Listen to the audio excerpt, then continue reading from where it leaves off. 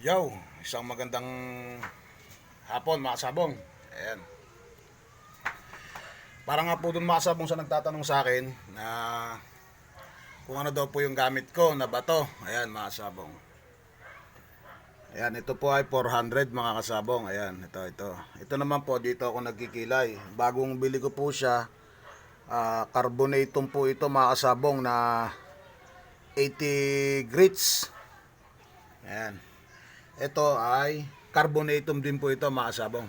Ayan, ito. Ayan. Sa nga pala mga kasabong, sa mga gusto pong magpa-assemble ng hasaan mga kasabong, PM nyo lang po ako mga kasabong. O kaya tumawag kayo sa numero na ilalagay ko dyan sa comment section mga kasabong. Ayan. Ito po yung aking hasaan. Ayan. Ayan mga kasabong. PM, tawag kayo mga kasabong. May kita nyo naman yan sa comment. Ayan. Ayan mga kasabong. Tsaka ang kailangan pala mga kasabong para dun sa mag-assemble o sa gustong mag-assemble, kung kayo na lang, unang-una mga kasabong, ito. Yang pillow block. Yan, 2 pillow block mga kasabong. Yan. Tsaka shafting. Mga kasabong, shafting at tsaka itong pulley.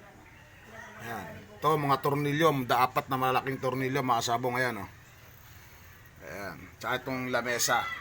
Sa mga gusto naman na magpatulong, magpa-assemble sa akin mga kasabong, meron po kasi dito sa amin na yung nagtitis-tis tsaka may mga sariling kahoy na mga kasabong.